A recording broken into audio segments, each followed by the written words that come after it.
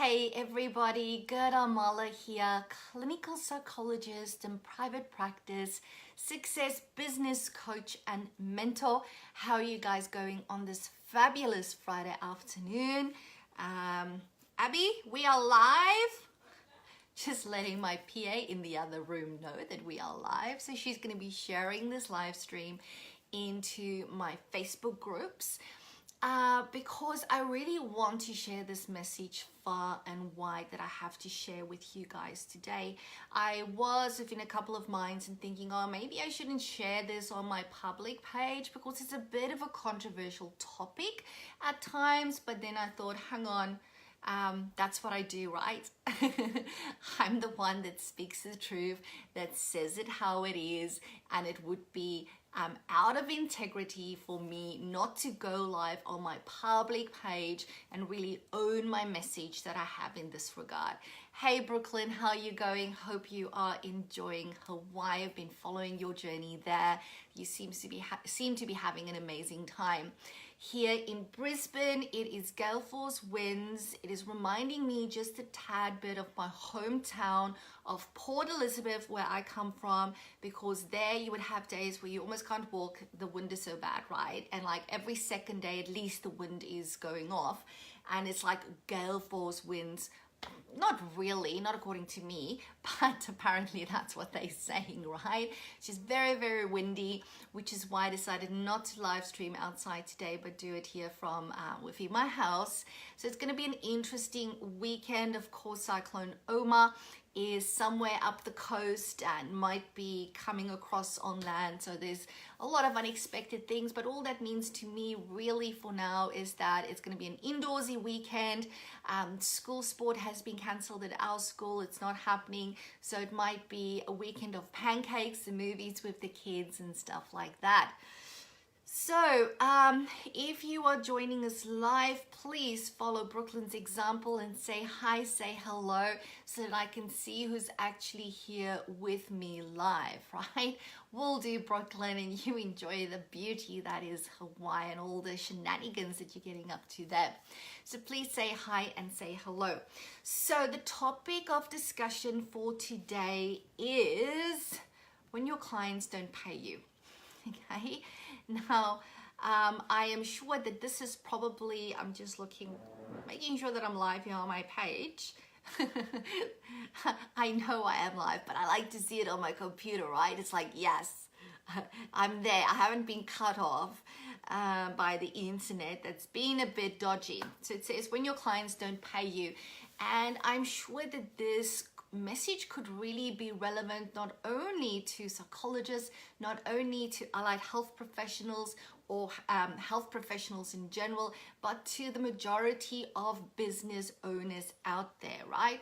There's a reason there's companies called debt collectors, because this happens every day where people provide a service or even a product, right? But we are in the service business industry where people provide a service and then they don't get paid.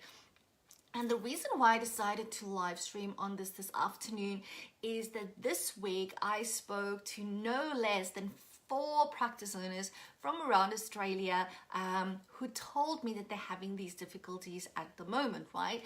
And then yesterday, one practice owner, lovely practice owner here nationally in Australia, put up a post in one of my Facebook groups that she's struggling with the exact same thing. So I was thinking, you know what, if 5 people are reaching out this week, there's probably 25, 250, I don't know how many, that's just not saying it, because I think to some extent there could be a bit of shame attached to worrying about something like this or asking about something like this, right? Hey Marianne, thanks for joining me. How are you going this lovely Friday afternoon? So I thought, you know, it tells me that people are struggling with this, right?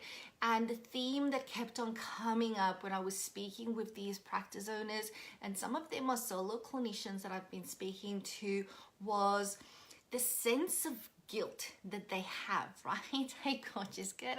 Thank you, Marianne. This sense of guilt that they have when asking for the money once they've delivered the service. And it's really interesting because as a practice owner, a group practice owner myself, I love new graduates. So we often have brand new psychologists that come through our doors that are so eager to learn and to work. And not only even new graduates, I often find this with very experienced psychologists that maybe have been working at Queensland Mental Health or have been in a situation where they didn't take money for payment. And when they come to the practice and for some reason reception's not there, they need to take in the payment, it is an extremely confronting thing for them to do, right? So they might have had this session with a client, probably did really amazing work, have given so much value. They walk the client out to the front desk. Maybe reception is on a day sick, or maybe reception had to pop out to go do some banking or buy some stationery. And the responsibility is then on the clinician to put through payment, like, ask for how would you like to pay for that, right? And so many of them would tell me afterwards how hard that was for them, right? How anxiety provoking it was, how bad they felt for asking the question. And then we spend some time processing that. So it is something that doesn't come naturally, especially to helping professionals, because I think at some level there's this inherent clash between wanting to help and wanting to be paid at the same time. It's like the helping, there's this, I don't know, there's almost this unconscious belief that if you want to get paid to help, you don't really want to help, which is not true, right? It's not true. But I think there's this underlying assumption there almost that it's bad then to ask for the money, right? So it is definitely a topic that I've often had to process with new clinicians at the practice in their supervision, and it's something that they have had to go through the process of getting exposure in, because of course exposure works, right? After they've done it a couple of times, then they go, well, actually, I was fine. Actually, the client gladly paid for the service because they know that they got value from it. They didn't bite my head off. They didn't get upset. They didn't go, what you're on about. They just took out their card and they paid, right? So 9 out of 10 times, it goes very smoothly like that. So, if you're a new clinician, new to maybe solo private practice, new to group private practice, know that there might be some uncomfortableness at the start. Know that that's probably normal, but know that it's also okay to ask to get paid, right? Very important to know that. And the thing that I always think about is, would people go to Woolies and buy products and say, I don't want to pay today, or I want to pay you next week? No, they don't, right? I also try and help my people, put themselves in another situation. If you think about a neurosurgeon, right? If I needed neurosurgery because, and if I don't have it, I might die, and I don't want to go through the public health because there might be a long wait list, and I want to go to a private surgeon, that surgeon isn't going to operate unless they get paid, right? So how come should it be different to us who's also helping people?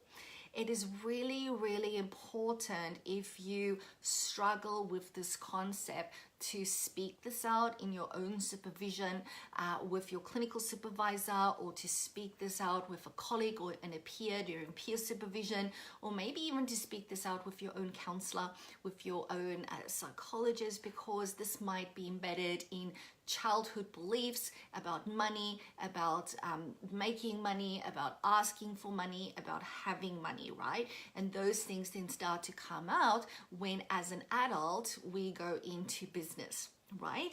And I wonder sometimes whether it's part of why a lot of people don't want to go into private practice, because they don't like that part of it. They don't like the business acumen and skills required that comes with it.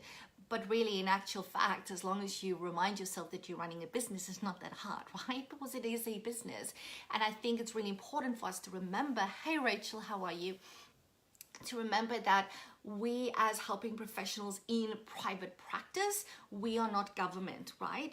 And we often expect ourselves to fill the gap left by public mental health, left by NGOs, because we all know it, that the public mental health will only take a certain amount of patients that they can take because they're short of resources, right? Although there's millions of dollars of funding that goes into it, they're still short of resources. And then I can't fathom how half their people, when you work at Queenston Health, you might see 3 clients a day, right? It's like, and you call yourself a psychologist, you see 3 clients a day. That's not being a psychologist, and you're there for 8 hours. Don't go off topic, Gerda. But the fact of the matter is they can only take on so many clients. NGOs, not-for-profits, they have funding, they can only take on so many clients. And very often, what I know to be true, because I've felt it, my clinicians feel it, my practice owners from around Australia feels it, they have almost a sense of responsibility to fill the gap, right? So our role as private practice is to support people that can pay for their mental health, right? To support people that can go, yes, I'm happy to pay the $180, $200, however much ever it is, so that I can get better, so that I can improve my mental health and therefore function better and live the life that I deserve, right? But there's this big group of people that are slipping through the cracks, and as a result, I find that it's very often the private practice business owner, small business owner, very often these are solo practitioners just working for themselves out of a room, that then are the ones to say, yes, I will bulk bill you, or yes, I will do pro bono sessions. And those clinicians are really, really struggling, right, financially to feed their own families. So from on a macro perspective, I see these trends going on, right? And then the government releases funding, and then it doesn't go to private practice, right? It goes to organizations that's got all these huge overheads, and it goes to structures and admin stuff. And then I'm going, oh my goodness, they should just give that money to private practice, right? Because we know how to run a business. We will be able to help double the amount of people that a lot of those other organizations that get it help, because we know how to run a business on a shoestring budget. Okay, why? Because we're passionate about helping people. We're passionate about filling the gaps that's left within the services. But we also know that we need to pay our bills, right? Hey, Sarah, how are you going? So again, that's a bit of a tangent, right? I wanted to, because these things have been bothering me of late, when I look at it at this macro perspective, at the pressures that's being put on private practice as a result, right? If you ask me, I think the government should be, giving rebates for people to see their psychologist, to see their mental health social worker, or whatever, allied health professional. But, I mostly speak about psychologists because that's my experience, that is my profession, to have as many sessions as they want. Yes, you want to limit it, right? But some people might need 40 sessions a year to see their psychologist. Other people are only going to need 4, right? Other people are going to need 14 or 24. Why have the same limit when people have got different presenting problems, right? And if the government is really serious about supporting people, they will increase the rebate as well, right? So people can be out of pocket less, because what we need to charge as business owners will remain the same, right? Because we need to cover our expenses. And it's really, the Medicare rebate is not about paying the psychologist. The Medicare rebate is a support for the client. So the client can go, yes, this week when I go through all of my expenses, groceries, and all this other stuff, rates, taxes, whatever, food, electricity, all of those things, that there's going to be enough money over for me to pay to see the psychologist that's going to help me or a member of my family, and that when I get that rebate, I'm still going to have money to get me to the end of the week, right? That is for the client. Now, that all being said, as a service provider, you as a clinician are still a person, okay? You are still a business owner. You've got team members, you've got admin staff that you need to pay, right? You've got clinicians that you need to pay, which means that you need to be okay, or you need to get okay with asking for the money, all right? And asking for it at the time of consultation. That is how service businesses work. 99% of the time, this is how I suggest you run your private practice when you are a small business owner. You know, if I go down to my local fish and chip shop that is owned by a local family in our area, I'm going to pay them when I take the food, right? I'm not going to tell them I'll deposit it into your bank account next week or in 2 weeks time, or I'm not going to tell them please invoice me for the fish and chips, right? Because to be honest, I'm not going to be very motivated to pay for it come next week Wednesday, right? I've eaten it, it's gone. So it would be really silly for them not to ask me for payment right at that time, right? And it's the same for us. You want to make it easy for people to pay you, right? You don't want to set your client up, you don't want to set yourself up for a difficult situation that could potentially occur, which means that you need to ask for the money at the time of consultation, right? And you need to do that over and over and over, and then you will get used to being okay with that, because you deserve to get paid, right? As a business owner, I need to make sure that admin asks clients to pay for their sessions, because unless the client pays for the service that we are rendered, we're not government, we're not NGOs, we don't get funding, right? That money needs to pay our overheads and our bills, and I need to use that money to pay my admin team, and I need to use that money to pay my clinicians for the amazing work that they do. And if I'm not able to do that, we need to close our doors. It's as simple as that, right? And then the hundreds and hundreds of people that come through our doors every week aren't going to get the help that they deserve, right? And that they need. So I've got a ethical, moral, fiscal responsibility to make sure that my people get paid, and therefore to ask for the money. And also remember, if you're not doing it, you should be doing this, right? That it's okay to ask for it, because before people book in, when they're on the phone and they call up and they say, oh, my doctor has recommended that I come and see you, or, you know, my friend has recommended that we come and see you because they've been with you, you quote your fee over the phone, right? You have to quote your fee. You don't just book people in, okay? So if you're not doing that, that's on you. You need to make sure that you are clear with people so that they can say, yes, I'm happy with that. I'm happy to pay $180. I'm happy with the $84 Medicare rebate that I'm going to be getting. Yes, I understand it. You need to make sure your team is trained to give that information, to get the yes from the client, that yes, they're happy with it before you book them in, right? And then what we do at our practice, we then also send the client a welcome letter, like it's really an email. It's not an official letter. It's old school letter now in an email that reiterates the information that we've just given them on the phone, which means that clients know what the service costs, right? And that I see that as our responsibility as a business. Even if the client doesn't ask how much it is, I'm not going to assume that they know, because they're probably going to assume that we're a bulk billing practice, and we're not, right?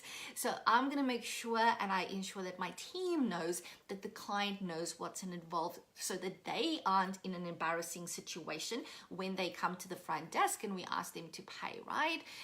I don't want that for my clients, and I don't want that for the team as well. So if you have not been doing these things and you do have clients that have racked up a bill, I would strongly suggest that you cease service until that bill has been paid, right? And that's standard practice for any type of business, right? Hey, Suzanne. Suzanne says we will see 4 clients to a large NGO's 1. Exactly, Suzanne, exactly.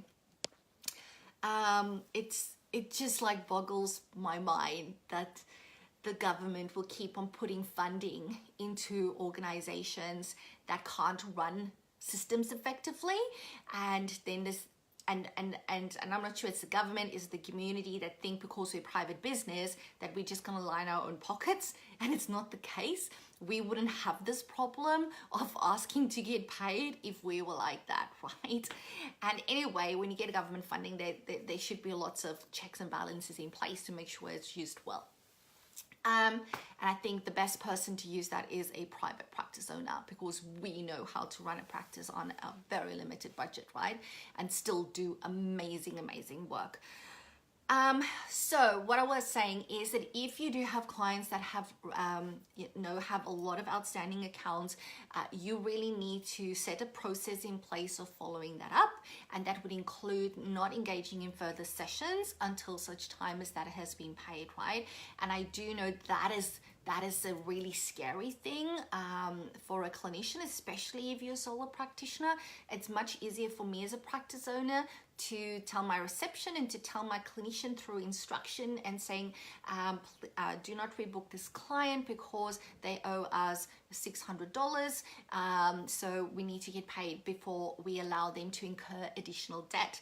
Now, you might or may not know this, but ethically, as a psychologist, we should not be allowing clients to rack up debt. Okay, that is not right. So a lot of people go, oh, is it not unethical to see sessions? Well, it's actually unethical more so to allow them to incur debt that's going to lead to stress and anxiety because they can't pay it, right?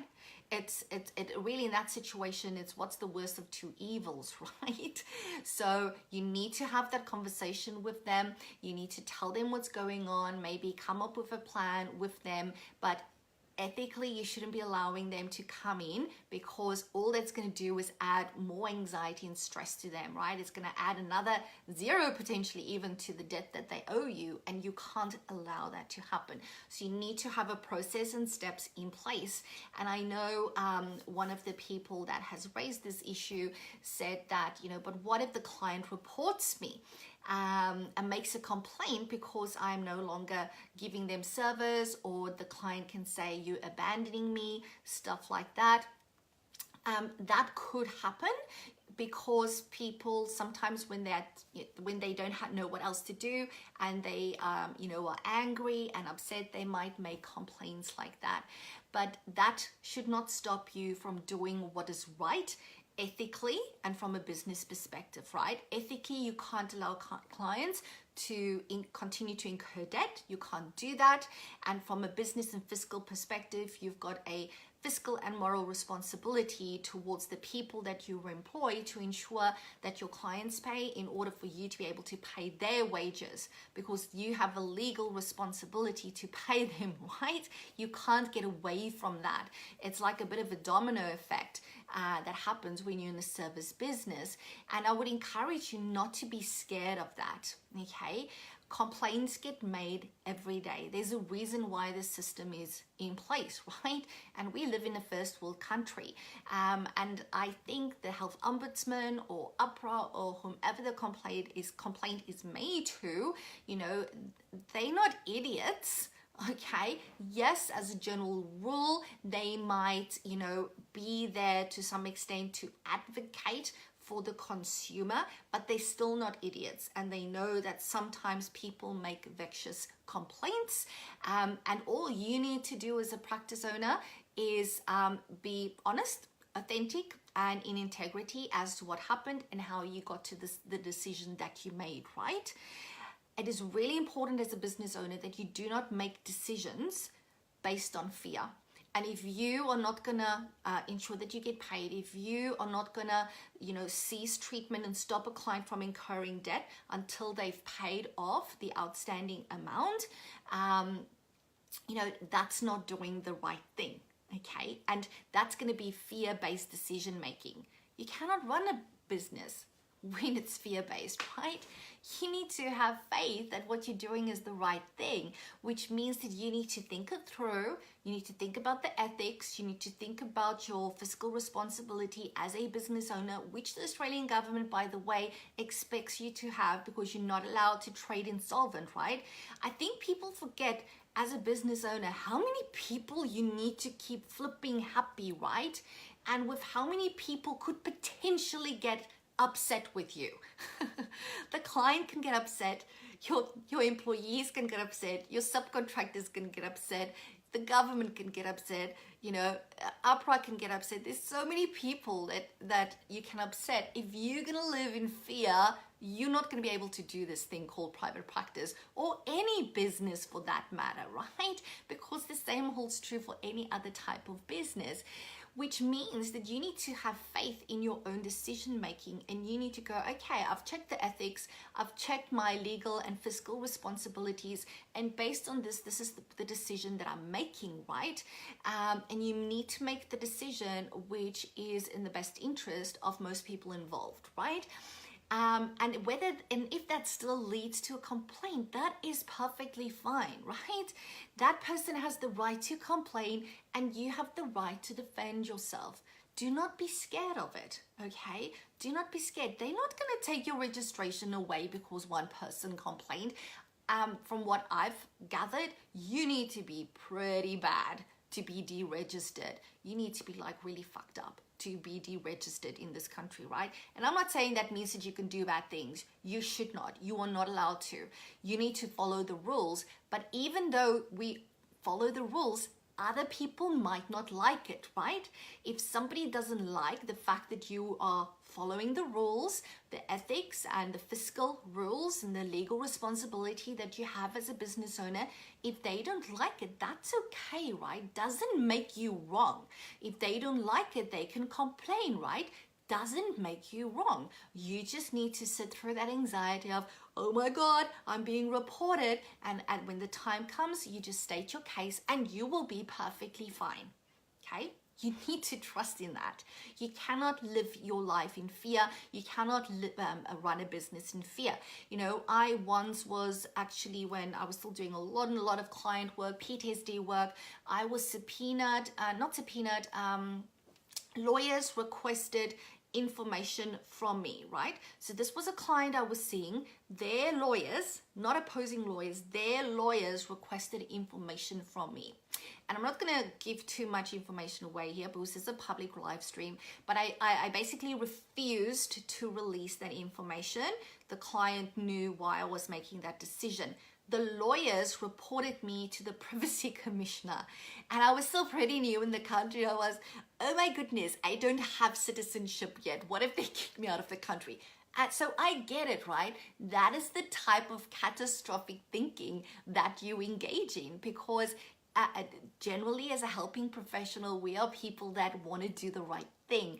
We are a values-based profession, right? And when somebody tells us we're doing the wrong thing, we want to back down, we want to back off, right? And it's why, and that's not a good thing in our industry. It's why people just write off debt. It's why a lot of practice owners let their subcontractors just walk over them. It's why a lot of employees just let the practice owners walk all over them, right? It depends on the situation, because we hate being accused of doing the wrong thing, because we're so scared of what is that going to mean, right? And then you have to work so hard to get your qualifications. What if somebody takes this stuff away from you, which is your dream and your passion, right? I so get this. But coming back to my story is that they reported me to the privacy commissioner. I was freaking the hell out being a new psychologist in this country. So we're talking quite a number of years ago now, right? And I had the booked-in conversation with this person, and I just told them the basis of my decision. And it was like a 20-minute phone call. And at the end of it, they said, thank you so much for your time, Mrs. Muller. You've got nothing to worry about, and we want to, applaud you for the decision that you have made, because it was the absolute right decision. Okay? And that is because I reflected on what is in the best interest here. I did it, although it was seen by the lawyers as against the law, against the Privacy Act. That's what they were saying. And when lawyers tell you that you are breaking the law and they're reporting you, that is flippant scary, right? But I always go, I might not be a lawyer, but I research things, right? So I know what the Privacy Act is all about, because that's my industry. I don't might know all the other laws, but I've made sure that I know what's going on here, right? So although you might be the lawyer, I'm going to stand in my truth and in my belief of what I know is best for the client. And in this situation, keeping everything into consideration. If that means I land in some type of trouble, then I'm going to own that, right? And if I'm wrong, I'm going to apologize. Okay, and I'm gonna apologize, I'm going to learn from it. We all make mistakes, so you also can't be scared of making mistakes when it comes to that. Yes, you might be thinking, some mistakes got bigger consequences than others, but again, you need to be like really bad in your behavior to be deregistered. And I think very often we are very scared of these organizations where really part of their job is to also educate, right? Educate the consumer and educate us as providers. So if I was in the wrong, their job will be to educate me and say, well, actually, this is how it works. This is what you need to do next time. How are you going to remedy your policies and your processes and stuff internally in order for this not to happen again? And, awesome, thank you. Because if I'm doing the wrong thing, then I want to know how to correct it, and that's part of their role, right? It's not always punitive, but it will be punitive if you do the same thing over and over. The wrong thing, it will be punitive if it is really a significant contravention of ethical codes, of laws, and all of that type of stuff. Hey, Melissa. Rachel says, I refuse to operate out of fear these days. Fabulous. Rachel says she agrees 100%. I'm so happy to hear that. Sarah says, I'm getting better with it thanks to your pep talks. Have to go now. We'll watch the rest later. No worries. So glad to have had you on here. So what it is that I've actually done, a little something I've prepared earlier, because I know people always ask me for these, is let's say you are doing debt collection, right? So I'm very fortunate in my practice that I have somebody that does it, right? So I don't do it. My clinicians don't do it. And I realize that if you are a solo practitioner, you are probably wearing all the hats in your practice, right? So that's why I wanted to share this with you, because you could use this potentially. As a group private practice owner, I really appreciate and love having a designated person in our admin team that does the debt collection, because to some extent it really protects that therapeutic relationship between the client and the clinician, right? Because there's no reason why an outstanding debt needs to stop you from coming in for your session. All that needs to happen is we need to pay it off. That's it. We're not saying you're a bad person. We're not saying we were bad. We're just saying this is what is there at the moment. Let's sort this out. Let's get it paid so that we can continue your sessions, right? So what I've done is I've just typed out 1, 2, 3 sentences here that you could potentially use as a script, especially if you are a solo practitioner. There's also a script that you could give to your admin, your practice manager, or whomever does the debt collection in your practice. So these are basic responses that you can give to clients if the client is getting upset, or they're getting angry, or they're getting reactive to the conversation, which could potentially happen, right? So the first sentence is, what you can say is, as you can understand, we can't keep our doors open without being paid for services rendered. So we would very much appreciate your support with insert, let's say if it was work cover or an insurance company, because a lot of times this is third-party work, right? Or it can be an EAP company in order for us to continue the important work of supporting you during this time. So that could be one for third-party. Let's put it in here for third-party referrals. Just gonna specify that, referrals. Okay, because a lot of the times, if it is a third party that's paying, it's not up to the client, right? And sometimes it happens that third party, even large organizations, just don't pay us. Even though the payment terms are like 30 days, they will take 60, 90, 120 days, which is huge on the cash flow of a small business, right? So yes, some people might go, oh, so you're going to penalize the client because the organization is not paying. And that's not what it's about, right? The organization has to pay. If we've gone through the steps of getting money from them, we're now going to call in the client, right? Because this party is paying on behalf of the client these sessions. And this party, the organization, they are the ones stopping the client from having continued services because they're not paying, okay? And again, you need to pay for services rendered. So it's their choice not to pay for whatever reason, their excuses. They can't expect us, a small business, to cover that, right? So we will then call in the client through the first one that says for third-party referrals and get their support and get them on board. The second response is the following. It says, and I will post it in now for you, as a business, we can't expect our clinicians to work for free. We need to ensure that they're looked after and compensated for the work they do. Okay, so that could be if a client objects when you are asking them to pay. Another response could be, as a business, our hands are tied if, and again, if this comes to another external provider, refuses to stick to the payment arrangements. We have done X, Y, and Z to secure the payment, but to no avail, and hence would appreciate your voice of support in order to continue supporting you during this time. So that is also for a third-party referral. Because these actually happen pretty often.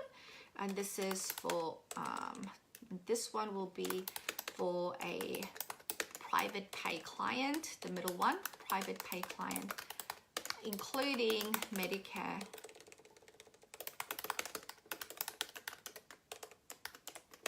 Okay, so I'm going to put that in there for you as a little comment. Hey Laura, hey Kim, you guys have missed most of the live stream. I'm always finished, but be sure to listen to the whole one because I'm sure you'll appreciate it. So that is just some scripts that you can use and that you can, if you're a solo practitioner, or that you can give to your team that does the debt collection in your practice. So for those that have been following me, let me know if you've got any other thoughts or comments for you, those that have been live here. Laura says, I'll catch up later. Fabulous, Laura. Awesome. Let me just refresh the page to make sure I haven't missed any comments whilst that is loading. Just a reminder, guys, that my 6-month mentoring and coaching program called Ignite Your Practice is open right now for enrollment.